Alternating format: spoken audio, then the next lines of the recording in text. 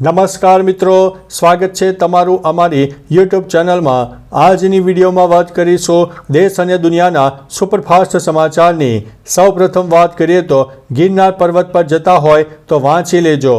ચોમાસાની ઋતુમાં સહેલાણીઓ ગિરનાર પ્રવાસે જવાનું પસંદ કરતા હોય છે। હવે સમાચાર છે કે વરસાદના કારણે ગિરનાર પર્વત પર એક શિલા ધસી પડી છે। સદનસીબે આ સમયે કોઈ યાત્રી ન હોવાથી કોઈ નુકસાન થયું નથી। 2100 પગથિયા પર ધસી છે।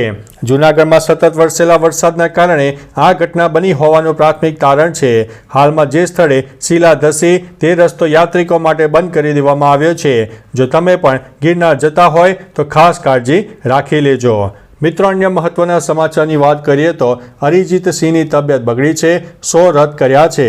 બોલિવૂડના લોકપ્રિય ગાયક અરિજીત સિંહની અચાનક તબિયત લથડી છે। 11 ઓગસ્ટથી બ્રિટનમાં તેમના લાઈવ કોન્સર્ટ યોજાવાના હતા, જે તેમણે રદ કરી દીધા છે। અરિજીતે કોન્સર્ટ કેન્સલ કરવા બદલ ચાહકોની માફી માંગી છે અને તેને દુઃખ પણ વ્યક્ત કર્યું છે। તેણે ચાહકોને કહ્યું છે કે તેની તબિયત અચાનક બગડી છે અને મેડિકલ ટ્રીટમેન્ટ ચાલી રહી છે। જો કે તેને શું થયું છે તે વાતનો ખુલાસો કર્યો નથી। મિત્રો, અન્ય મહત્વના સમાચારની વાત કરીએ તો આમાં કેવી રીતે ભણશે ગુજરાત? ભાજપ સરકાર શિક્ષણને લઈને ભલે મોટી મોટી વાતો કરે પણ વાસ્તવિકતા કંઈક અલગ છે। સરકાર 5, 6, 12 સરકારી શાળાઓને ઓછી સંખ્યાના નામે મર્જ અને બંધ કરવા જઈ રહી છે। આ આંકડો 5, 6, 12 નહીં પરંતુ 5612 છે। લાંબા સમયથી રાજ્યમાં 32,000 શિક્ષકો અને 38,000 વર્ગખંડની ઘટ છે। રાજ્યમાં 1657 સરકારી શાળાઓ માત્ર એક શિક્ષકથી અને 341 શાળાઓ માત્ર એક જ ઓરડામાં ચાલે છે। 14,652 શાળાઓ એવી છે જ્યાં એક વર્ગમાં અલગ અલગ ધોરણના વિદ્યાર્થીઓ બેસે છે। મિત્રો, અન્ય મહત્વના સમાચારની વાત કરીએ તો ખેડૂતોએ ઢોલ વગાડીને વિરોધ પ્રદર્શન કર્યું છે। પાલનપુરના એરોમા સર્કલની ટ્રાફિકની સમસ્યા હલ કરવા બાયપાસ બનાવવાની કામગીરી કરવામાં આવી છે, જેમાં ખેડૂતોની વધી જમીન કપાતા ખેડૂતો દ્વારા વિરોધ પ્રદર્શન નોંધાવવામાં આવી રહ્યું છે। જણાવી દઈએ કે શહેરના 6 થી 8 કિલોમીટરના અંતરે બાયપાસ બનાવવાની કામગીરી ચાલી રહી છે, જેમાં ખેડૂતોની વધુ જમીન કપાતી હોવાથી ખેડૂતોએ ઢોલ વગાડીને વિરોધ વ્યક્ત કર્યો છે। મિત્રો, અન્ય મહત્વના સમાચારની વાત કરીએ તો ₹2000ની નોટને લઈને મોટું અપડેટ આવ્યું છે। ભારતીય રિઝર્વ બેન્કે 2000ની નોટને લઈને મોટું અપડેટ આપ્યું છે। 19 મે 2023ના રોજ રિઝર્વ બેન્ક ઓફ ઇન્ડિયા દ્વારા 2000ની ચલણી નોટ ચલણમાંથી પરત લેવાની જાહેરાત કરાઈ હતી।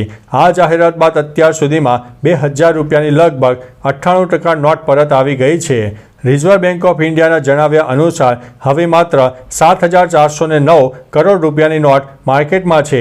આરબીઆઈ દ્વારા હજુ પણ 2000ની નોટ પરત લેવામાં આવી રહી છે।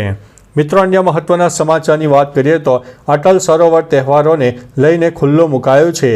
ટીઆરપી અગ્નિકાંડ બાદ બંધ કરવામાં આવેલ રાજકોટના અટલ સરોવરને આગામી પવિત્ર શ્રાવણ માસ તહેવારોને ધ્યાનમાં લઈને રાજકોટના શહેરીજનો તથા આસપાસના વિસ્તારોના નાગરિકો માટે 1 ઓગસ્ટથી ફરી શરૂ કરવાનો નિર્ણય લીધો છે, જેમાં પ્રવેશ માટે ફી પણ લેવામાં આવશે। જોકે અટલ સરોવરમાં આવેલ એમ્યુઝમેન્ટ પાર્કની વિવિધ રાઇડ્સ મુલાકાતીઓ માટે બંધ રાખવામાં આવશે। સહેલાણીઓ માટે વિદેશ જેવો માહોલ ઊભો કરવામાં આવ્યો છે। મિત્રો, અન્ય મહત્વના સમાચારની વાત કરીએ તો અપહરણ કેસમાં ગણેશ જાડેજાની મુશ્કેલીમાં વધારો।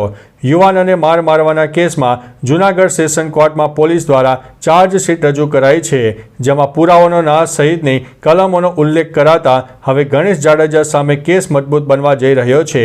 જૂનાગઢ ક્રાઇમ બ્રાન્ચ દ્વારા ગણેશ જાડેજાની ધરપકડ કર્યા બાદ પોલીસે ગોંડલથી ગણેશ સહિત અન્ય 3 આરોપીઓને પકડી પાડ્યા છે। જણાવી દઈએ કે આ કેસમાં કુલ 11 લોકો સામે ગુનો નોંધાયો છે। મિત્રો, અન્ય મહત્વના સમાચારની વાત કરીએ તો રામાયણ ફિલ્મ માટે 12 ભવ્ય સેટ બનાવવામાં આવી રહ્યા છે। ફેન્સ નિતેશ તિવારીની ફિલ્મ રામાયણની આતુરતાથી લોકો રાહ જોઈ રહ્યા છે। આ ફિલ્મનું બીજું શૂટિંગ શેડ્યુલ શરૂ થવા માટે જઈ રહ્યું છે અને રણબીર કપૂર ઓગસ્ટથી બીજા શેડ્યુલમાં શૂટિંગ શરૂ કરશે। આ ફિલ્મમાં તે ભગવાન રામનો રોલ કરી રહ્યા છે। રામાયણ માટે 12 ભવ્ય સેટ તૈયાર કરવામાં આવી રહ્યા છે। અયોધ્યા અને મિથિલાના દ્રશ્યો ફિલ્માવવા માટે મુંબઈમાં 12 સેટ બનાવવામાં આવી રહ્યા છે। મિત્રો, અન્ય મહત્વના સમાચારની વાત કરીએ તો ડેમ ઓવરફ્લો, 24 ગામને એલર્ટ આપવામાં આવ્યું છે. રાજ્યમાં ચોમાસું જામ્યું છે. વરસાદની તોફાની બેટિંગ જોતા ઉપરવાસમાં થયેલા ભારે વરસાદના કારણે રાજ્યના અનેક જળાશયો છલકાયા છે. વાંદાનો જૂજ ડેમ ઓવરફ્લો થતાં 24 ગામને એલર્ટ આપવામાં આવ્યું છે. હાલમાં ડેમની સપાટી 167.55 મીટર સુધી પહોંચી છે. ડેમમાં 84.650 પાણીની આવક થઈ છે. એક તરફ ડેમમાં પાણીની આવક થતાં ખેડૂતોમાં ખુશી તો બીજી તરફ નદી કિનારાના લોકોમાં ભયનો માહોલ છવાઈ ગયો છે. મિત્રો, અન્ય મહત્વના સમાચારની વાત કરીએ તો સંસદ ભવનમાં પૂર આવ્યું. કેન્દ્ર સરકાર દ્વારા બનાવવામાં આવેલા નવી સંસદ ભવનમાં પૂર આવ્યું હોય તેવી પરિસ્થિતિ જોવા મળી છે. વરસાદ વરસ્યા પછી વરસાદી પાણી બિલ્ડિંગમાં ઘૂસી જતા ભારે મુશ્કેલી ઊભી થઈ છે, જેનો વિડીયો વાયરલ થઈ રહ્યો છે. ખાસ કે કોંગ્રેસ નેતા મણિકમ ટાગોરે સંસદમાં પાણી લીક થવાનો એક વિડીયો શેર કર્યો હતો. વડાપ્રધાન મોદીએ 1 વર્ષ પહેલાં અંદાજિત 970 કરોડના ખર્ચે બનેલી આ ઇમારતનું ઉદ્ઘાટન કર્યું હતું. મિત્રો, અન્ય મહત્વના સમાચારની વાત કરીએ તો દારૂ ઢીંચીને વિદેશી યુવતીની ભારે ધમાલ. રાજધાની દિલ્હીને અડીને આવેલા નોઈડામાં રાત્રે એક વિદેશી યુવતીએ દારૂના નશામાં ભારે ધમાલ મચાવી હતી. આફ્રિકન મૂળની આ યુવતી નશામાં ધૂત હતી, જેણે રસ્તા વચ્ચે પોલીસ સાથે ખરાબ વર્તન કર્યું અને ગાળો પણ આપી. પોલીસે હાજર લોકોની મદદથી મહામહેનતે યુવતી પર કાબૂ મેળવ્યો અને પોલીસ સ્ટેશન લઈ ગયા. હાલ આ ઘટનાનો વિડીયો સામે આવ્યો છે, જે વાયરલ પણ થઈ રહ્યો છે. મિત્રો, અન્ય મહત્વના સમાચારની વાત કરીએ તો કોચિંગ સેન્ટર દુર્ઘટના, દ્રષ્ટિ IAS દ્વારા સહાયની જાહેરાત કરવામાં આવી છે. દિલ્હીના ઓલ્ડ રાજેન્દ્રનગરમાં કોચિંગ સેન્ટર અકસ્માતમાં માર્યા ગયેલા વિદ્યાર્થીઓના પરિવારજનો માટે દ્રષ્ટિ IAS દ્વારા સહાયની જાહેરાત કરાઈ છે. દ્રષ્ટિ IAS પીડિત પરિવારને 10 લાખ રૂપિયા આપશે. દ્રષ્ટિ IASના વિકાસ દિવ્ય કીર્તિએ કહ્યું કે કોઈ પણ રકમ બાળકોના રહેવાના દુઃખને દૂર કરી શકે નહીં, પરંતુ આ દુઃખની ઘડીમાં ભાગીદાર થવાનો આ નાનકડો પ્રયાસ છે. મિત્રો, અન્ય મહત્વના સમાચારની વાત કરીએ તો આ કંપની 18,000 લોકોને નોકરીમાંથી કાઢી મૂકશે. ચીપ મેન્યુફેક્ચરિંગ કંપની ઇન્ટેલે મોટી સંખ્યામાં કર્મચારીઓને છૂટા કરવાનો નિર્ણય લીધો છે. કંપનીએ કહ્યું છે કે તેના કુલ કર્મચારીઓમાંથી 15%ની છટણી કરશે, એટલે કે લગભગ 17,500 લોકો બેરોજગાર થઈ જશે. છેલ્લા કેટલાક સમયથી કંપનીને નુકસાન થઈ રહ્યું છે.